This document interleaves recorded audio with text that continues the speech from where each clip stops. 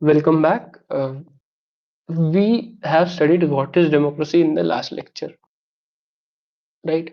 We have studied what does it mean by democracy in the last lecture, and we have also seen some of the views on democracy in the last lecture. If democracy is needed, and if it is needed, what is the prerequisites for it? Right? Going ahead, we have to see models of democracy. We'll start with participatory democracy, right?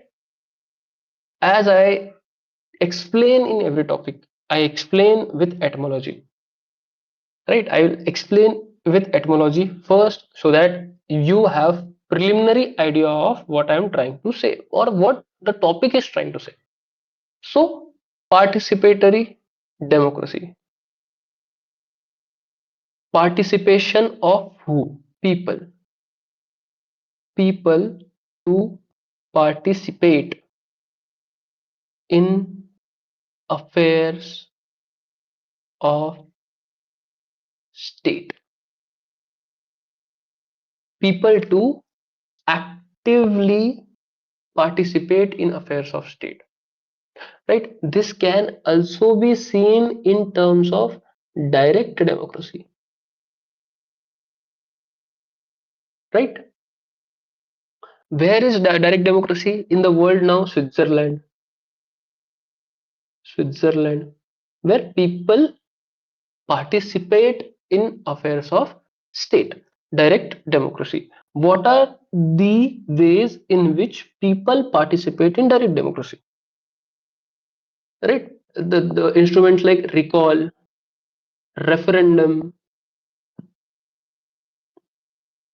and instruments like plebiscite, right? So this is how people can participate in democracy. This is how there can be active participation of people in democracy. People can be also involved in lawmaking, in execution, all those things, right? Example will be in India. If we assume gram panchayats to be a state, gram sabha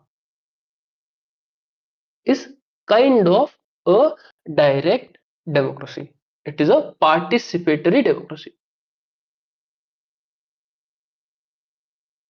Participatory democracy. Gram Sabha is a kind of participatory democracy. Right? Participatory democracy is also the oldest model. Right? Oldest model starts with Greece. Greece. In Greece, you see two people fighting over what kind of government should be there. There is Plato, the teacher, and Aristotle, the student.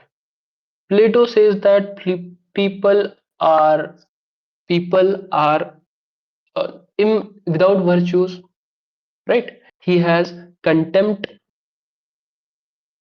for masses. Aristotle, on the other hand, also have contempt for masses. Both have contempt for masses, right? They don't believe in democracy, right? They don't believe in democracy in the sense that we believe in, right? We believe in active participation of all people. We believe in elections. We believe in universal adult franchise. Both both Greek philosophers, Plato and Aristotle, do not believe in masses at all. They don't believe in masses. So Plato suggests that there should be philosopher king because he has contempt from masses, and Aristotle suggests there should be polity, right? And Aristotle Aristotle suggests some kind of democracy, right? Polity is also some kind of democracy. And polity,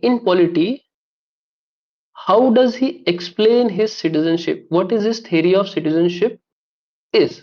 Right? He says that being a citizen being a citizen, or citizenship is it is a duty. What duty does a citizens perform? They perform active participation in affairs of state. Active participation in affairs of state. So citizenship is a duty, and being a citizen and being a free man is the same thing. Is the same thing, right? This is the idea.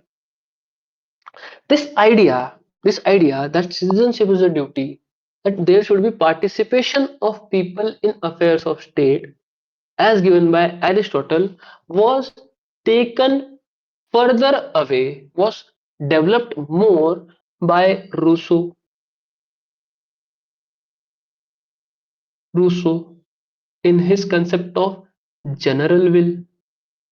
What is general will? General will is summation of all real wills. How do you gather all real wills? By participation in affairs of state, right? How do you gather all wills? By participation in affairs of state, by popular sovereignty. Popular sovereignty, right? Rousseau, in his concept of general will, basically says that summation of real will is general will. Participation in affairs of state is real real democracy, right? It is the real government, whatever use it is general will. Then we have seen Hannah Arendt.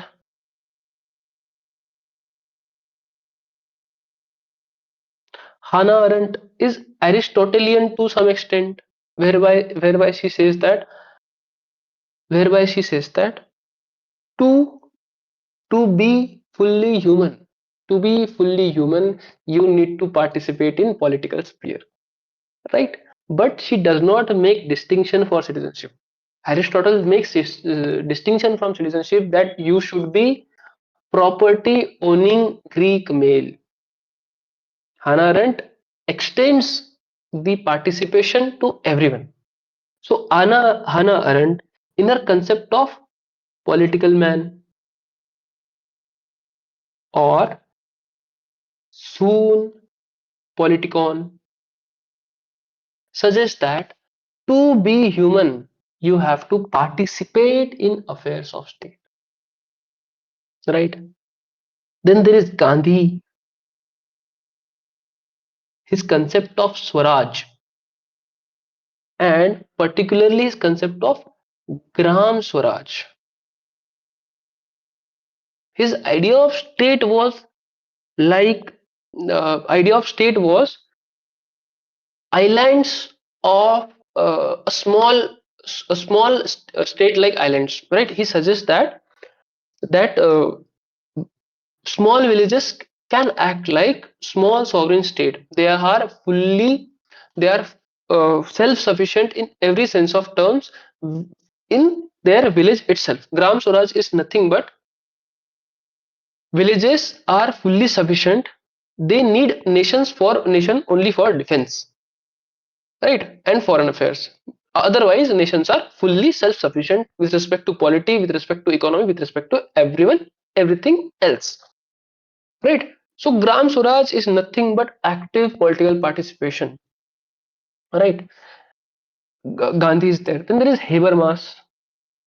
Habermas, in his theory of legitimation crisis, what solution he gives to avert legitimation crisis? Communicative action, right? People to come together and participate in affairs of state, right? Other scholars are Nancy Fraser, Carole Pateman, right? They are also scholars of participatory democracy, right? They are also scholars of participatory democracy. Next, we have to see. Next, we have to see elements of participatory democracy. How Chief ideologies. C. Participatory democracy. We will start with procedural element of participatory democracy. Procedural element of participatory democracy. What is procedural? Right? What is procedural? What does procedural mean? What does procedural mean? What is procedure? Right? We'll go back to again the key idea behind it. What is procedure? What is procedure? What is the most important condition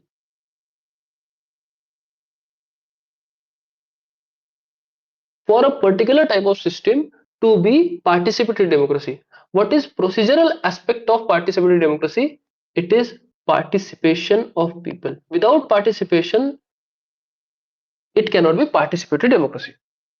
Right? Without participation, it cannot be participatory democracy. So procedural element of participatory democracy is that there should be participation of people in democracy. Right? What does it mean by participation? That active citizenry should be there. Right? Active citizenry is needed for good governance. Good active citizenry will lead to good governance. Right? What what does it mean by good governance? Right? What does it mean by good governors? Good governance. Right? According to World Bank, there is another definition. But in general, what does it mean by good governance? Right? There should be laws which are reasonable laws. What does it mean by good governance?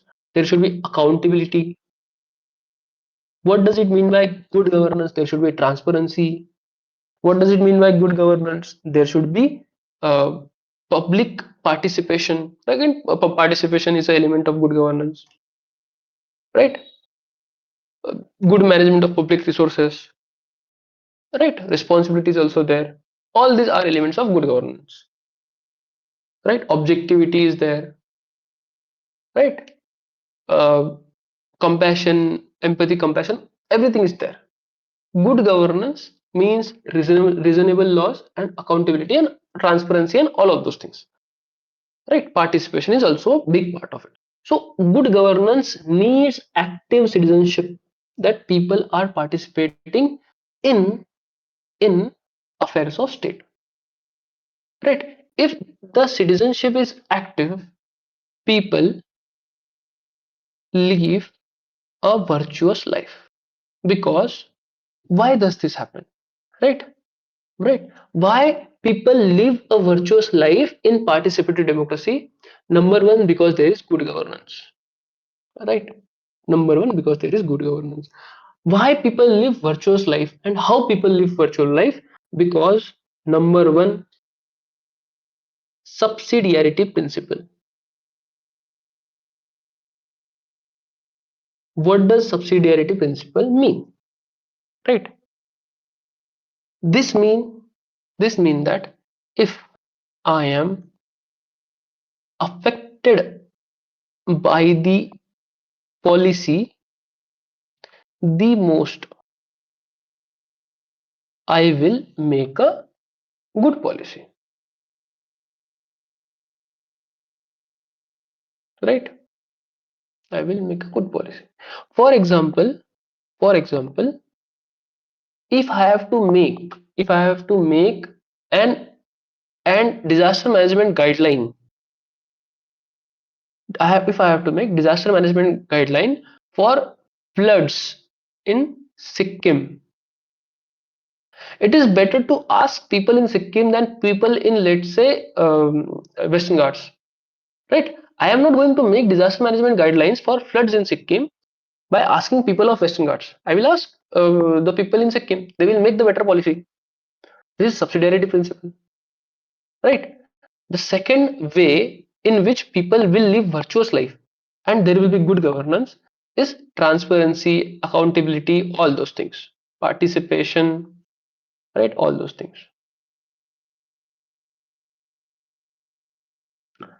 right? So, what is procedure? What is procedural aspect of participatory democracy? Participation, active citizenship. Without active citizenship, what is the most essential element of participatory democracy? Participatory democracy. It is participation. It is active citizenship.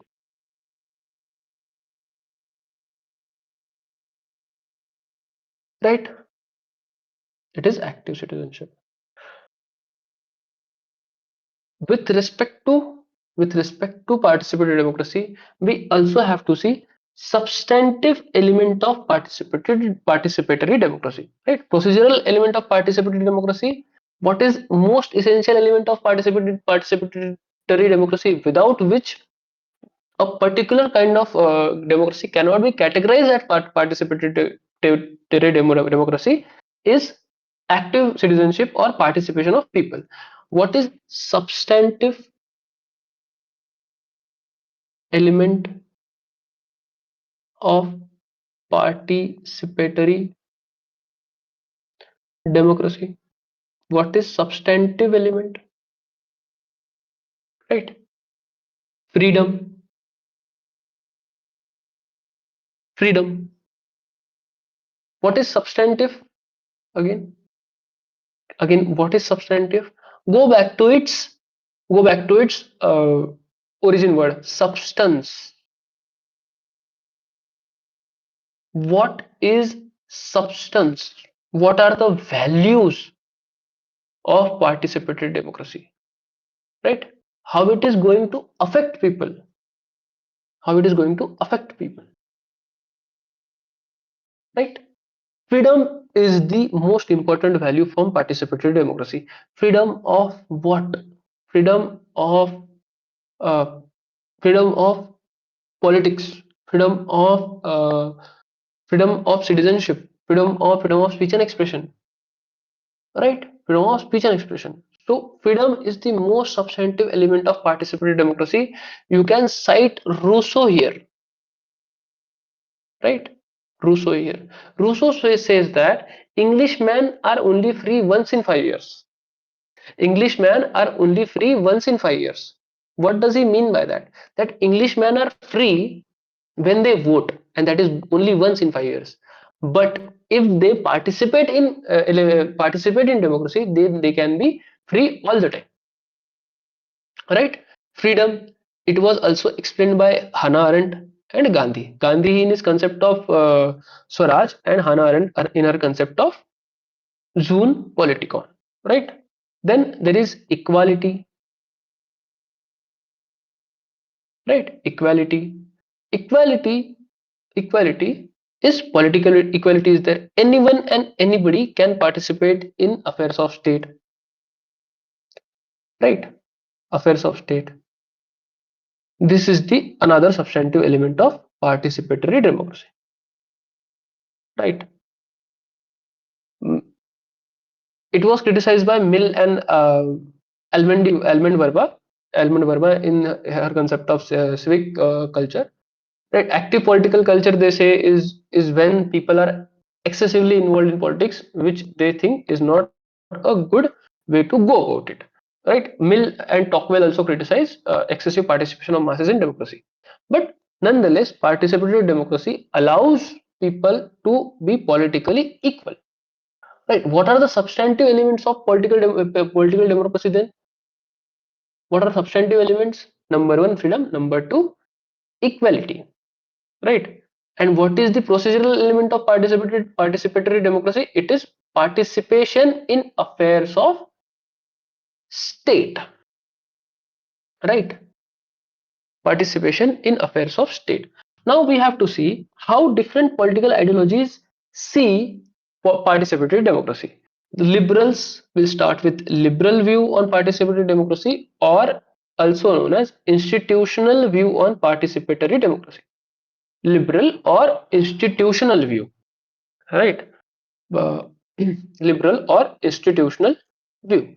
So what liberal or institutional view say about participatory democracy, or say about participation, how participation is going to happen of people in democracy? It is through, it is through public sphere, right? In participatory democracy, participation should happen, right? How that participation happens? Liberals say it is through public sphere, right? It is through participation will happen through civic society, civil society, civic, but civil, right? Participation will happen through civil society. How people will participate in affairs of state? Through freedom of speech and expression. How people will participate in affairs of state? Through freedom of press, right? Freedom of press, freedom of media, freedom of social media. So participation happens in public sphere. Participation happens in public sphere. That is the idea, right? That is the idea. Another perspective with respect to liberal view and how participation is going to happen was given by Habermas in his book Structural Transformation of Public Sphere. Habermas suggests there should be local self-government for participation, right? Structural structural transformation of public sphere. How participation is going to happen? Through local self-government, right? How participation should happen, and what local self-government do? It should do public management than public administration. Public management than public administration, right? What a noble concept, right? Public management, not public administration. So public policy should be people led, not bureaucracy led, right? Public policy should be public led and not bureaucracy led. The general general instruments of participation we have to see. We also have to see. We have seen liberal, according to liberals, what are the instruments of participation? They say through public sphere, through civil society, through freedom of speech and expression, through freedom of press, through media, through social media. Habermas, who who suggest for participation you should go for local self-government, and public policy should be public management and public administration, which means policy should be people led than bureaucracy led, which are the general instrument of participation as given by liberals or institutionalist scholars. So citizen charter is there, citizens charter is there. What is citizen charters? Governance will explain you, governance classes will explain you, or ethic classes will explain you. Social auditing, again, concept of governance, social auditing. Then watchdog bodies like NHRC, like NCBC, right? Then RTI is there for accountability, for for transparency, right? And there can be direct democracy as well, as we have seen in case of Switzerland. Recall referendum plebiscite, and there is one more. There is one more. I am not able to recall. Recall referendum plebiscite, and there is one more. I am not able to recall. Okay, so these are the instruments through which people are going to participate according to liberals, right? According to liberals. Then next we have to see Marxist perspective on, or Marxist instruments of participation, right? Marxist instrument of participation. Marxist instrument of participation are street politics, street politics, social movements, right? Protests, protests, right? Protests. So Marxist, how Marxists say that we should participate in affairs of state through street politics, through social movement, through protest, right? Marxist Marxist did street politics in 1960s for roti kapda makan, that is bread and butter issues, and after 1960, the Marxist movement was middle class led and for quality of life issues. We are going to see this in social movements. For now, you just have to remember instrument of participation according to Marxist, which is street politics, politics of social movement or protest. So this was first model of participatory democracy, which is first model of democracy, which is participatory democracy. I am sorry. So first model of democracy, which is participatory democracy. This is the idea. This is the idea behind participatory democracy. We will start with representative democracy from the next lecture. I hope this helped. I hope this helped. We'll start with representative democracy from the next lecture. Thank you so much. I will see you the next time.